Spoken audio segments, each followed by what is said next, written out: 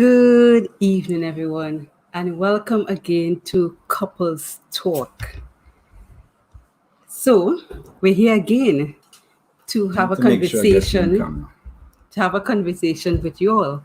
And I'm here again with my husband Joshua. I am Charlene, and today's topic we're going to talk about is how I forgot the topic.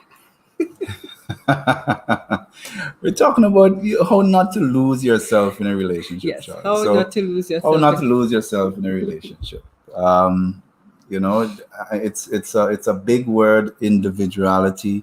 We want to get a feel for what it means as you get in a relationship and not lose the best part of you. You start to um, think that I am all about this person, and I need to make sure that I'm able to still keep myself in that. So that was the topic. If you forgot. Thank you. See, that's why you have another half to help you with these situations. So before we go deeper into the conversation, as you guys know, we're Christians, so we're going to pray before we begin. Dear kind and most loving Father, I thank you, Lord, for bringing us to another session, to episode 3 of Couples Talk. As we dive into this discussion, I pray, dear Lord, that we'll be able to have something fruitful to share with those who are viewing us this evening and who will continue to view us. Dear Lord, guide this process. In your name I pray. Amen. Amen. Yes. So, how not to lose yourself in a relationship. So, Joshua, how do you feel being married to me? That's a loaded question. I feel like you bring out the best part of me. I think when I first started out, I had this idea that you want to have someone that completes you. Over time, I came to realize that we need to be a whole.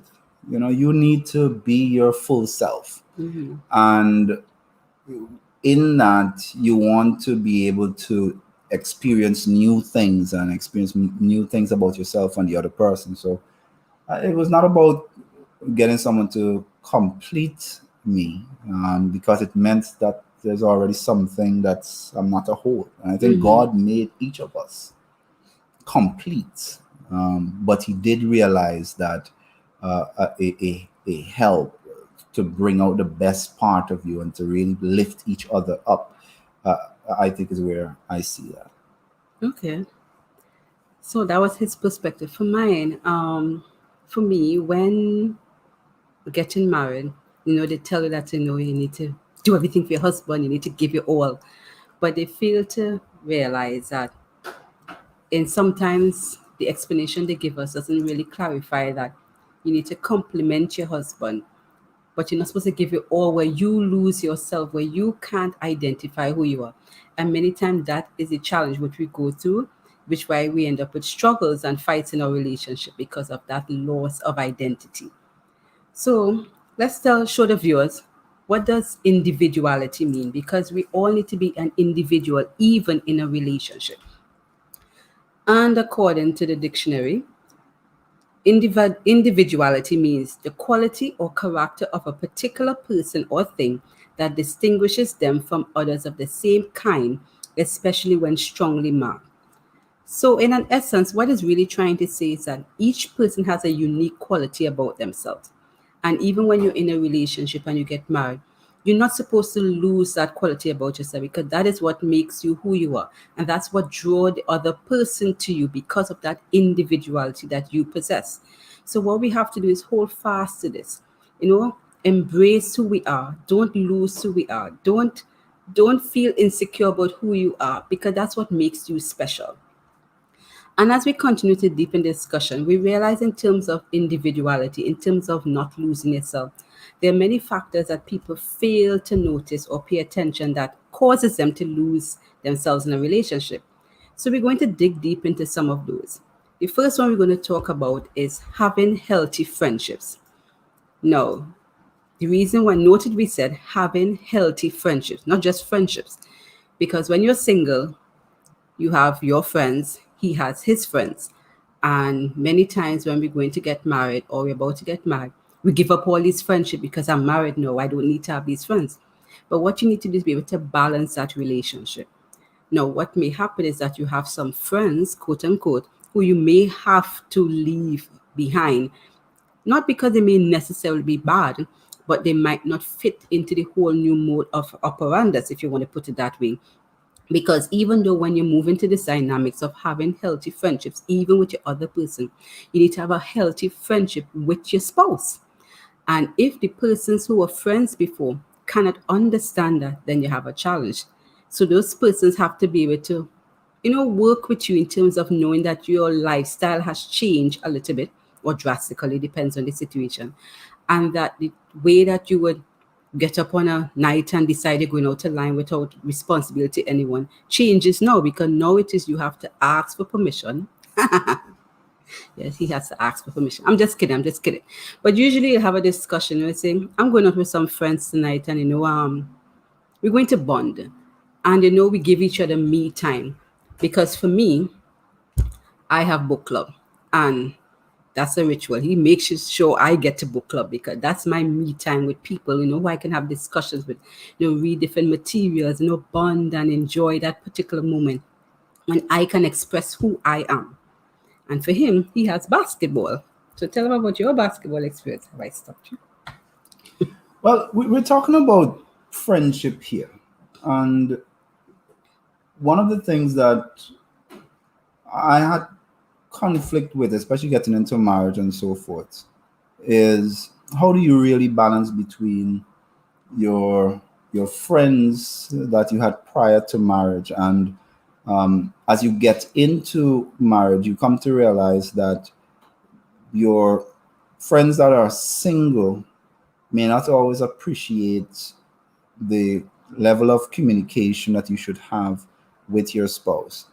And I think for men, it's really an ego thing. We believe that if someone is expecting us to share or to say where I'm going and when I'm going to be back, it's losing part of our manhood from where you're accustomed to growing up with the guys, where, I'm a man's man. I shouldn't have to tell my wife when I'm coming back, where I'm going, and so forth. But over time, I came to realize it is an act of love. It's an act of appreciation, because understandable, if your spouse knows that you're going somewhere, you're supposed to be back by a certain time, they naturally will get uneasy. They will be concerned that you're not back and so forth. So it's really part of you caring for each other to recognize that this is something that is good. So even though you want to go out with your friends, if you have a friend that won't appreciate that you need to communicate with your specific, hey, I'm going to be out late, or so it's not the fact of going out with your friends, but having a person that will appreciate that level of communication, or someone better yet that will say, hey, did you call X to let me know you're going to be late, so when we're going and check X and so forth. It's just having that friend that have that level of consciousness that supports your relationship.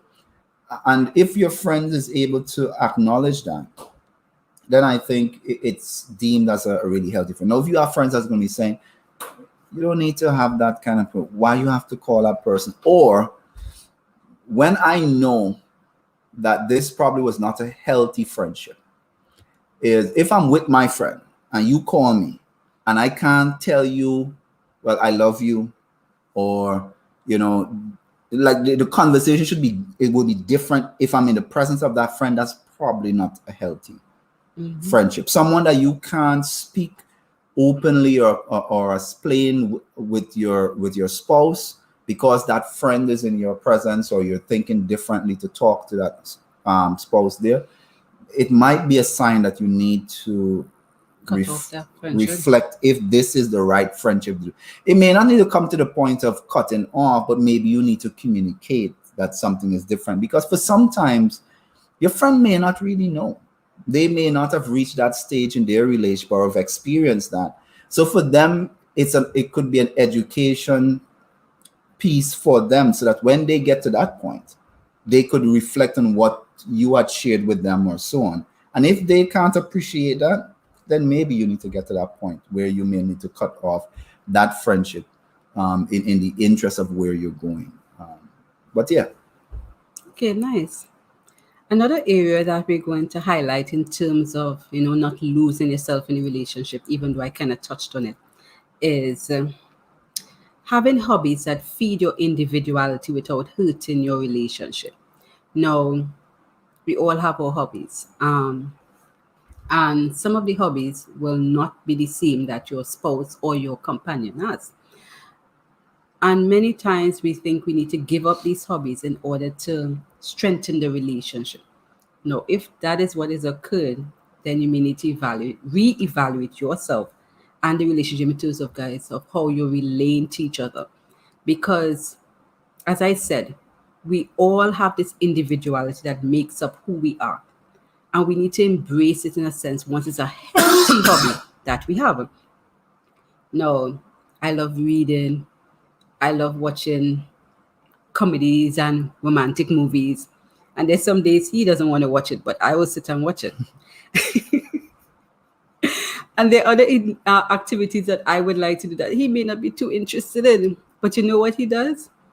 If he doesn't join me in it, I just find someone else to do it with. But it doesn't mean that I need to give it up just to make him happy, because he's happy. It's just that I might think that's what I need to do, but you don't really need to do that because he would have his own things going on. And as I said, we need to embrace this.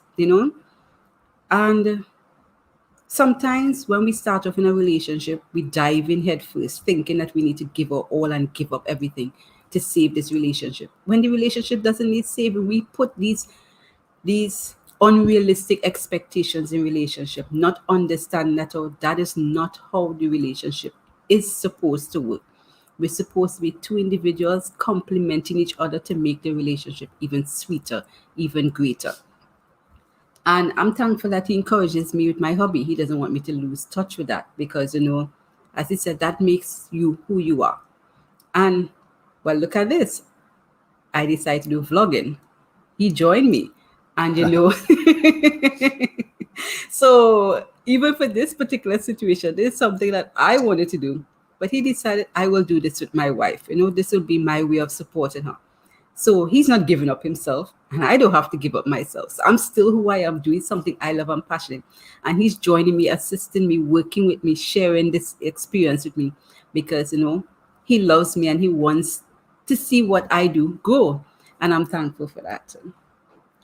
One of the things we decided on early when we got married, I was just interested in anticipating that you will have certain conflicts as it relates to hobbies. And one of those things is television and watching television.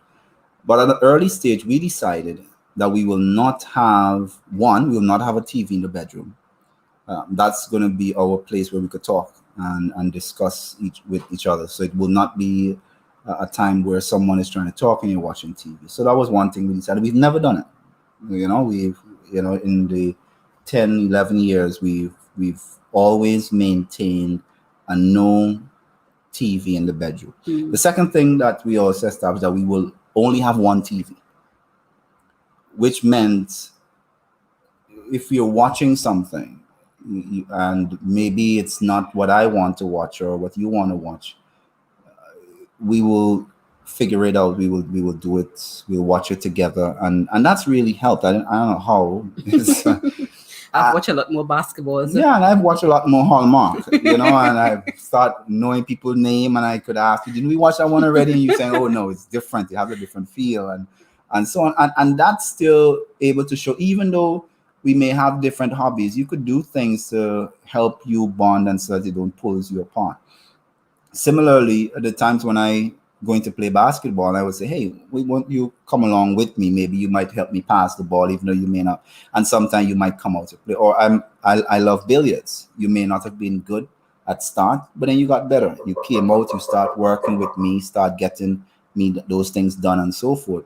So for me, having that kind of relationship really helped.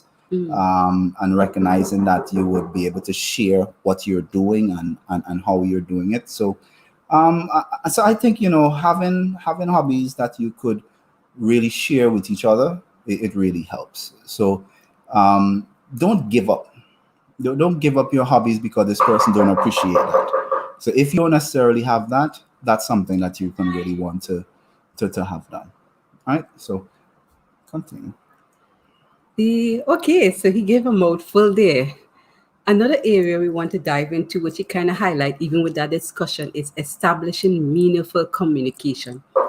Because in our relationship, we need to understand that if we can't communicate meaningfully and express ourselves deeply, then you're going to have some conflicts and some issues. And if you notice that each one of these topics roll into each other, because in order to have healthy friendships and in order not to to have your hobbies and embrace your hobbies, that you need to establish meaningful communication. We need to be able to be vulnerable with each other. We need to be able to talk with each other, express ourselves. And when we do these different things, we're able to understand and get a deeper understanding of your partner. So by doing that, it helps to propel us forward, help us to establish boundaries outside of the relationship. It helps us to know when we're going wrong, how to pull each other back. It helps us to encourage each other that, these are your hobbies. Press forward. Help us even challenge ourselves to grow because we communicate and things that I may not understand by myself, communicating with him. He will help me to understand, hey, so by so is the case. And I say, no, I didn't see it from that perspective. And it, helps each other in terms of that situation. So, Yeah.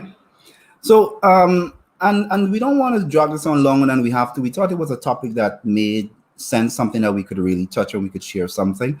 But the last one we wanted to touch on is establishing meaningful communication. And the question is, how does establishing meaningful communication actually help you with not losing yourself in a relationship?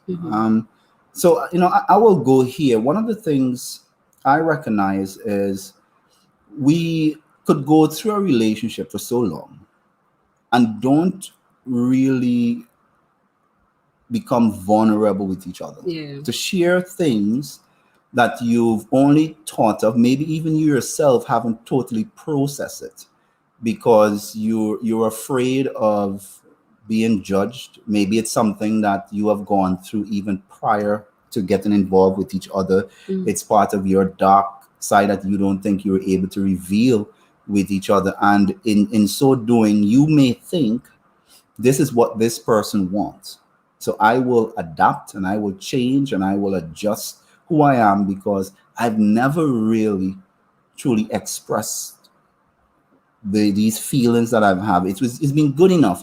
We are polite with each other. We say all the things that we think each other wants to hear.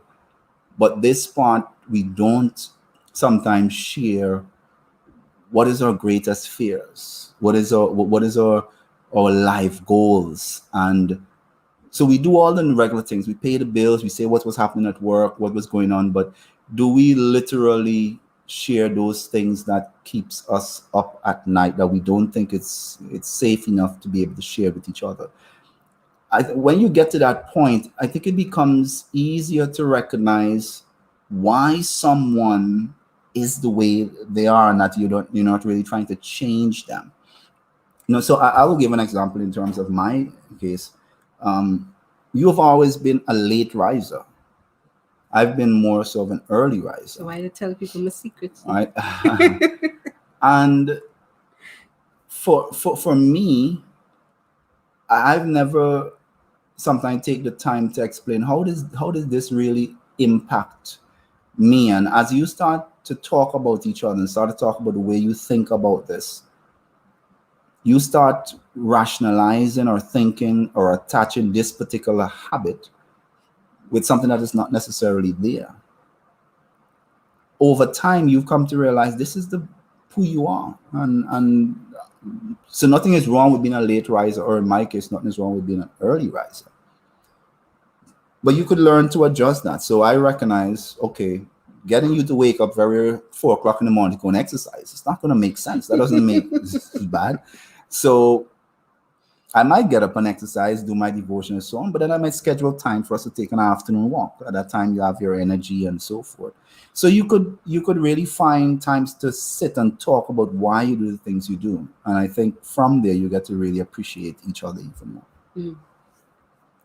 Yeah, I don't know why he's selling me out on this thing, but even interestingly, there are times because of him being an early riser, I end up getting up early because I guess he end up getting up early, so I end up getting up early. So I guess that's where the change comes. That's just me giving up myself. That's just me adjusted to suit at times. So I guess it works both ways. You know. So I can appreciate it. Yeah. All right. So again, it's a short topic. We just wanted to touch three things that we think that could really help you in not losing yourself in your relationship. Don't lose the best part of you. We have been created as whole individuals. Mm. I know the statement is being used a lot. I said it before that you want someone to come Com- to complete you when or you so really need forth. someone to Yeah, compliment you you. want to get someone that's going to compliment you, and you want to be able to share upfront who you are, who are your friends, and that we could get to know each other and get to know each other's friends and so forth. It doesn't necessarily mean that you have to be with each other when you're with your friends, and that's why we started out by saying you want to make sure you have healthy friends and friends that think the best of your relationship, or person that are invested in your success, even when it may not be the best. You want friends that's going to be encouraging you in the right way. The second thing we had spoke about, Having hobbies that feed your individuality without hurting your relationship. So he loves basketball. I am now a cheerleader. He loves pool. I can play good pool. I've beat him a few times. And I love reading, I love picnics, I love those stuff. And he has even engaged in some of those activities with me, even the walking part. So I'm so happy. But in terms of these things, so I can still express myself, do what it is I love to do. And I have his support and he has my support. So we haven't lost ourselves there. the last thing we mentioned is having meaningful communication. We have to get to the point that you're willing to be vulnerable with each other, and as you get to that stage, you may better appreciate why this person thinks the way they do, why these things are important to them, and instead of you trying to change them, you feel more encouraged to support them. All right. So these are some of the points we shared in terms of how not to lose yourself. If you have any questions, you could always leave it in the comment section. If you think there's something else that you'd want us to discuss and share, we'd love to do so. So have a good one. We're going to see you in the next video. Sorry. And remember to like and subscribe to YouTube page Vivid Resolutions. You can even like the Facebook page as well, which is Vivid Resolution. And you can visit the website, which is www.vividresolutions.com. Yes, I have established my name. So remember, like and subscribe to our YouTube page, Vivid Resolutions, Facebook page, and you can even check out our website for future blogs. And we thank you for viewing with us, listening with us, and continue to share these videos. And as we said, any questions, any comments, any things that you would like to share with us, leave it in the comment section. We'll be glad to answer them with you and go further in our discussion. So thank you. All right. Have a good one. All right, bye.